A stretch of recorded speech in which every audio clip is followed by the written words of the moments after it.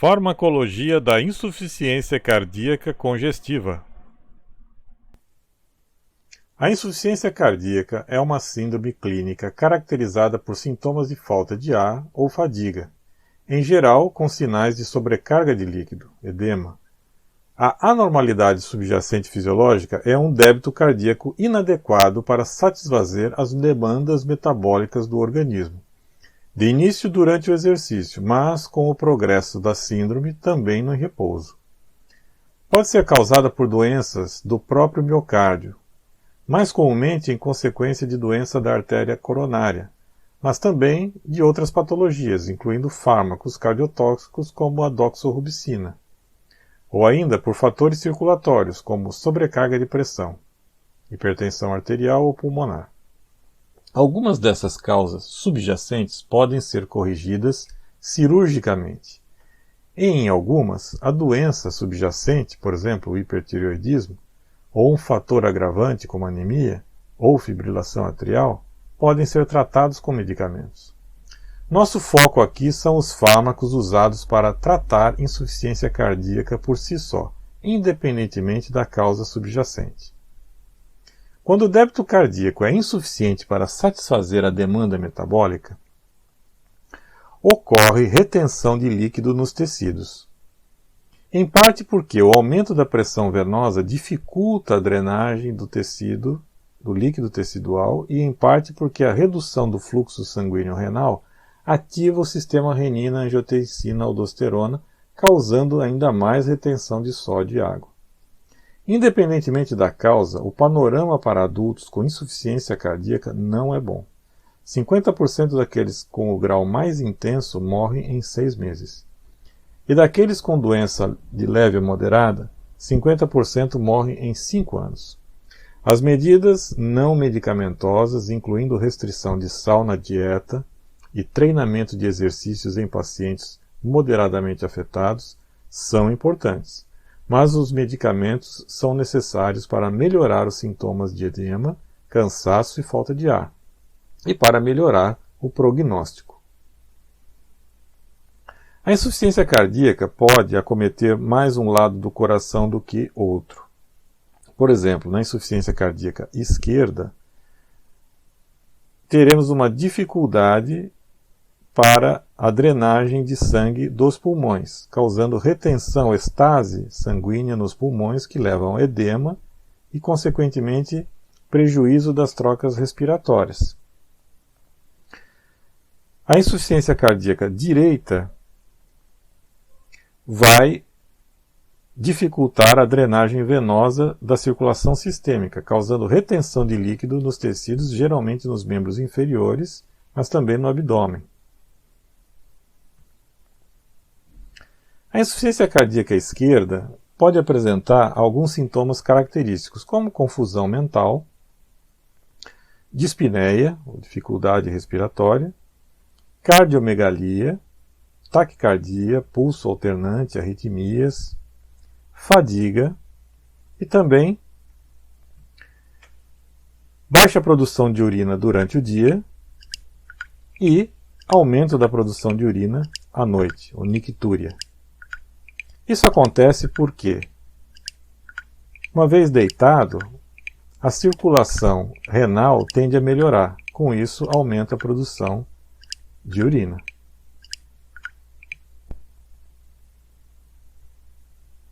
Na insuficiência direita, vários sintomas vão ser parecidos, como confusão mental, também cardiomegalia, embora essa cardiomegalia geralmente pode ser por uma resultante da hipertrofia do miocárdio. Também oligúria diurna e nictúria vão estar presentes, assim como fadiga e astenia. Porém, nós vamos ter tornozelos e pernas inchadas, de forma característica. Abdômen também pode se apresentar inchado, por causa de aumento do volume hepático, esplâncnico. Efusão pleural, edema pulmonar, tosse, cansaço e respiração curta.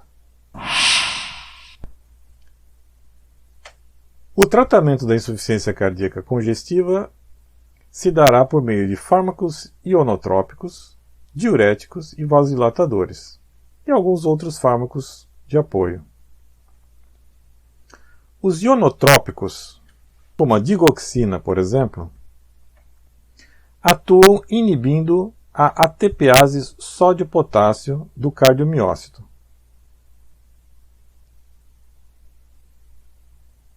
Essa inibição leva a aumento do sódio intracelular e diminuição do potássio. O potássio extracelular aumenta devido a esse mecanismo. Consequentemente, aumenta também a sua excreção renal. Com a retenção de sódio intracelular, nós vamos observar um aumento do cálcio intracelular paralelamente.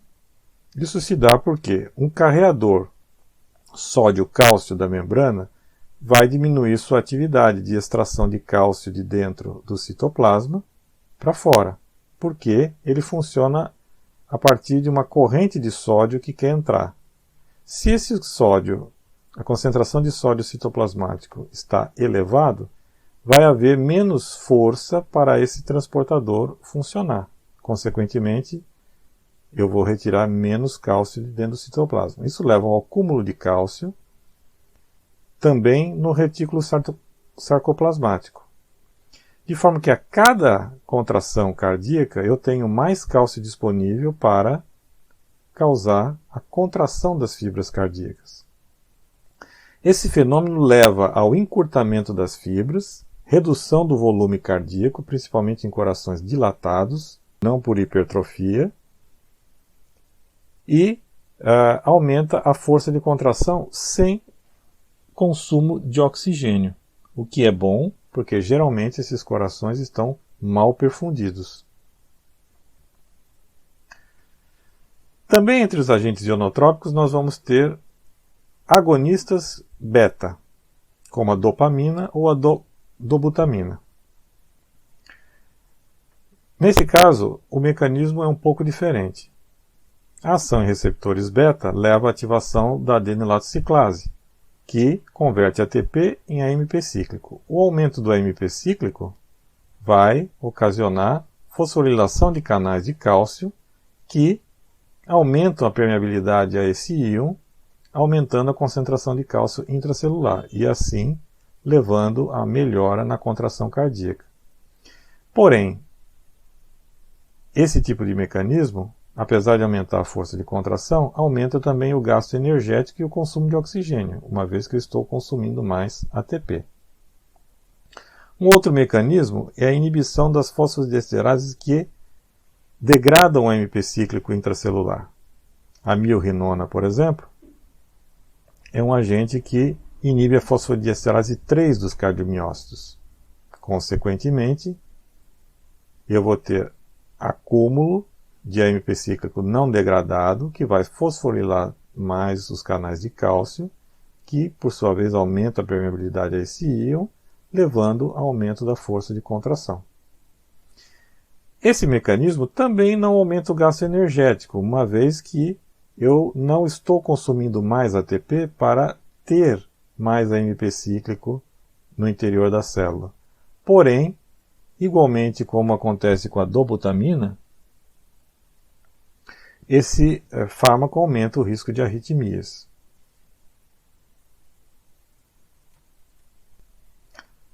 Além dos agentes ionotrópicos que aumentam a força de contração, uma forma comumente utilizada para melhorar a função cardíaca na insuficiência cardíaca são os vasodilatadores. O principal deles são os inibidores da enzima conversora de angiotensina. Vocês se lembram no início da aula que o sistema renina-angiotensina-aldosterona está ativado nessas situações de insuficiência cardíaca. Então, nada mais lógico do que utilizarmos fármacos que inibem a conversão de angiotensina 2. Desta forma, reduzindo também a aldosterona.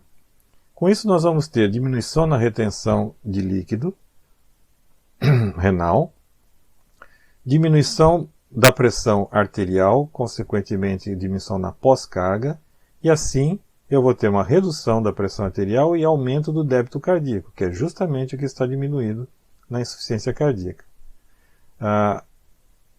Os inibidores da enzima conversora de angiotensina ainda apresentam um outro mecanismo importante, que é o de reduzir a hipertrofia e o remodelamento miocárdico.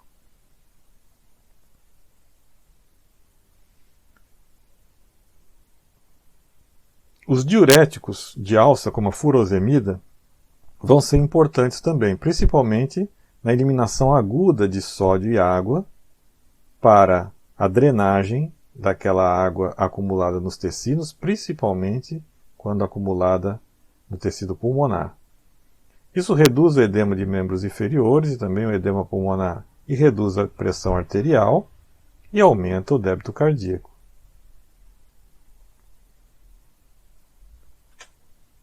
Nitratos orgânicos, como o mononitrato de isosorbida, são potentes vasodilatadores e também podem ser úteis, reduzindo não só pós-carga, por reduzir a pressão arterial, mas também a pré-carga, diminuindo o trabalho cardíaco. Isso é importante no caso de corações que já apresentam uma dificuldade grande de oxigenação e de produção energética. Então eu vou ter a redução da pressão arterial e também, com diminuição da pós-carga, o aumento do débito cardíaco. Em algumas situações, agonistas beta, como metoprolol ou outros, também são utilizados. A lógica para sua utilização é que, na insuficiência cardíaca congestiva, nós vamos ter uma ativação simpática reflexa, principalmente resultando na ativação do sistema renina-angiotensina-aldosterona. Então, diminui-se a liberação de renina ao se utilizar antagonistas beta. Isso ajuda a proteger o sistema, também o coração, do aumento da descarga simpática que pode levar a arritmias.